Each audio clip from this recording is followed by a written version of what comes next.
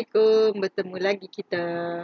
Hari ini cikgu nak sambung lagi tentang ubahan langsung, iaitu topik kita 1.1.2, menentukan hubungan antara dua pemboleh ubah bagi suatu ubahan langsung. Okey, kali ini saya akan sambung bagaimana Y berubah secara langsung dengan X. Okey. Jika kita lihat di sini ada graf. Okay, graf ini menunjukkan Y melawan X, di mana garis lurus ini akan bertemu di asalan, iaitu 0, 0. Di mana kecerunan bagi garis lurus ini, M sama dengan Y1 per X1. Okay, ini menunjukkan Y berubah secara langsung dengan X boleh ditulis sebagai Y simbol berkadar langsung dengan X. Okey, dan kita akan ubah menjadi bentuk persamaan Y sama dengan KX, di mana K adalah pemala. Okey, ataupun K sama dengan Y per X. Di dalam ubahan langsung, Y boleh juga berkadar langsung dengan X kuasa 2 atau kuasa 3 ataupun kuasa pecahan. Di mana graf yang terhasil Y melawan X kuasa 2 ataupun X kuasa 3 ataupun X pecahan adalah suatu garis lurus yang mana mesti melalui asalan. Okey, di mana kecerunan M-nya Y per X kuasa 2 ataupun Y per X kuasa 3 ataupun Y per X kuasa pecahan. Okey, secara umumnya satu ubahan langsung, Y berubah secara langsung dengan X kuasa N. Di mana boleh ditulis sebagai Y berkadar langsung dengan X kuasa N. N adalah bersamaan dengan 1 ataupun 2 ataupun 3 ataupun kuasa pecahan. Okey. K adalah pemala, di mana K sama dengan Y per X kuasa N. Okey, di sini saya berikan satu contoh untuk menentukan sama ada Y berubah secara langsung dengan X ataupun X kuasa 2 dan seterusnya menuliskan hubungan tersebut dalam bentuk ubahan. Okey, contohnya. Sebuah lori bergerak dari keadaan perlahan. Jarak yang dilalui oleh lori itu, Y berubah dengan masa T. Seperti yang ditunjukkan di dalam jadual di bawah. Okey, tentukan sama ada Y berubah secara langsung dengan T atau T kuasa 2. Seterusnya, tuliskan hubungan tersebut dalam bentuk ubahan. Berdasarkan soalan yang diberi tadi, okey, kaedah yang pertama kita menggunakan jadual.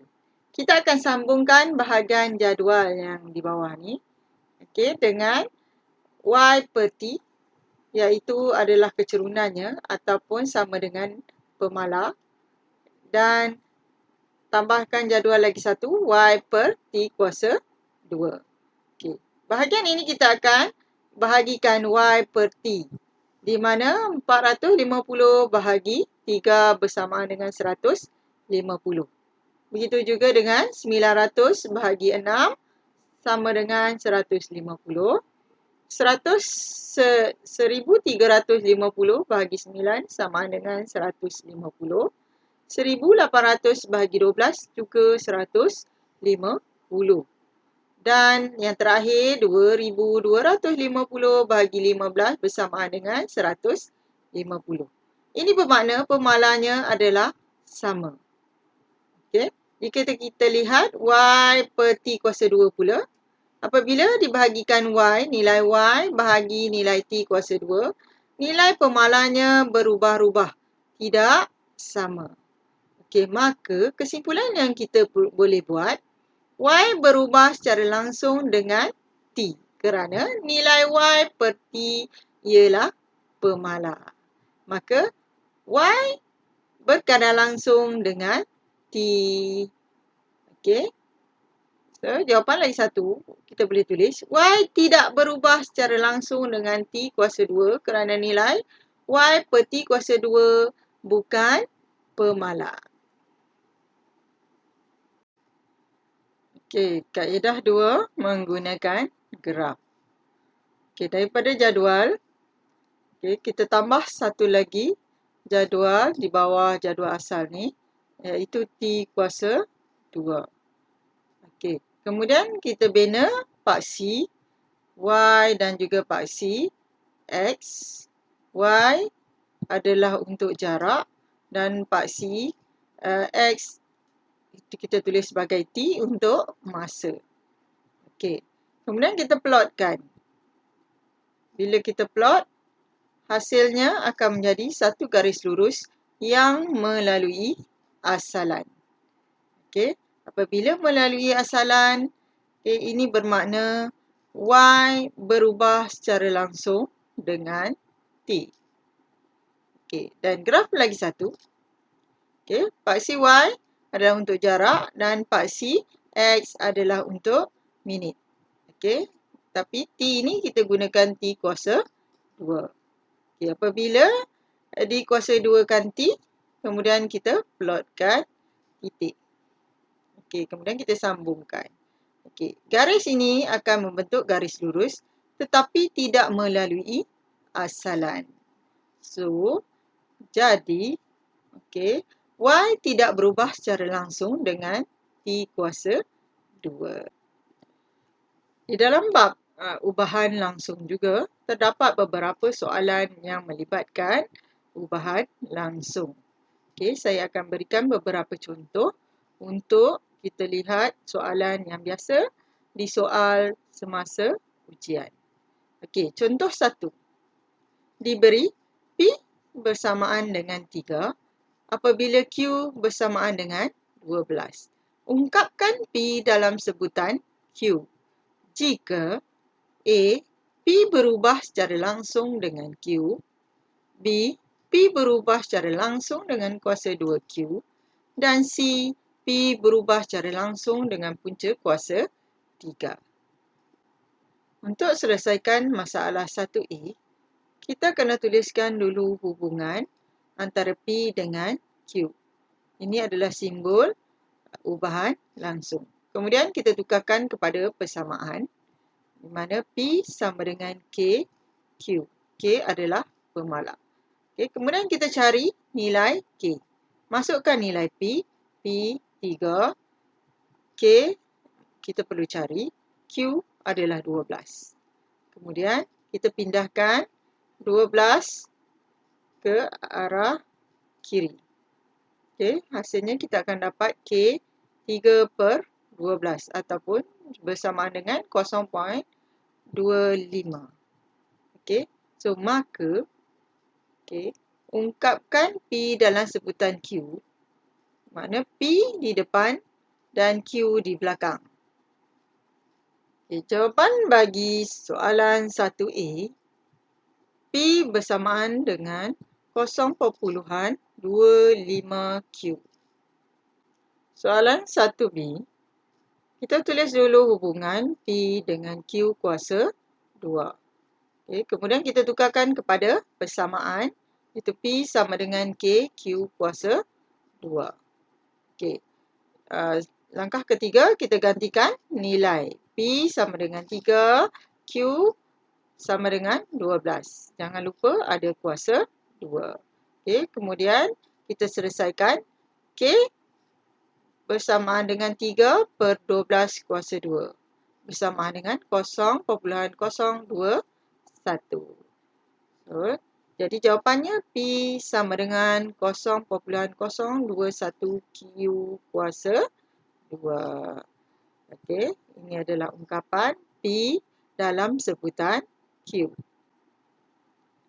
Jawapan bagi 1C, kita tuliskan dulu hubungan antara P dengan punca kuasa 3Q. Okay, kemudian kita tukarkan kepada persamaan. P sama dengan K punca kuasa 3Q. Okay. Langkah ketiga, kita masukkan nilai. Dan kita selesaikan. Jawapan bagi K adalah 1.31. So, maka P sama dengan 1.31 punca kuasa 3Q.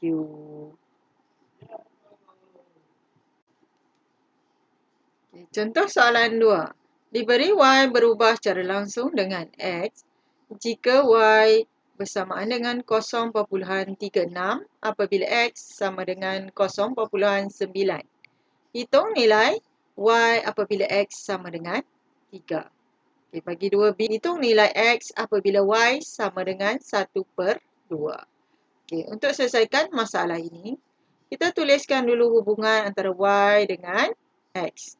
Dan tukarkan kepada persamaan. Y sama dengan KX. Dan langkah ketiga, kita gantikan nilai Y dan X. Kemudian kita cari nilai K. K bersamaan dengan 0.2. Apabila dah dapat nilai K, kita gantikan balik dalam persamaan. Y sama dengan 0.4X.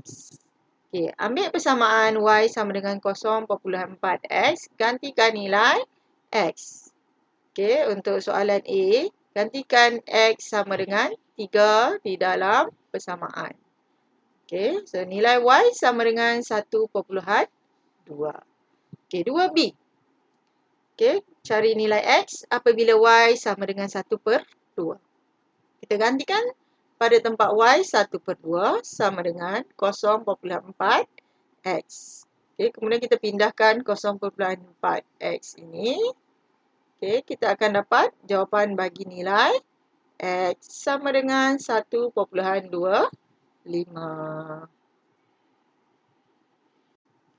Soalan 3.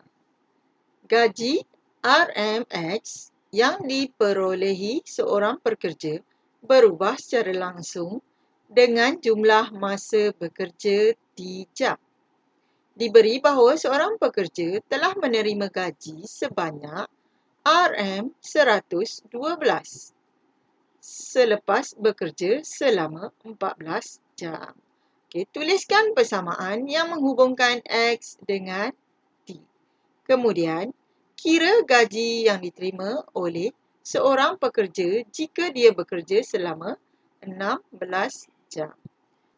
Okey, untuk selesaikan masalah contoh 3, kita tuliskan dulu hubungan antara X dan T.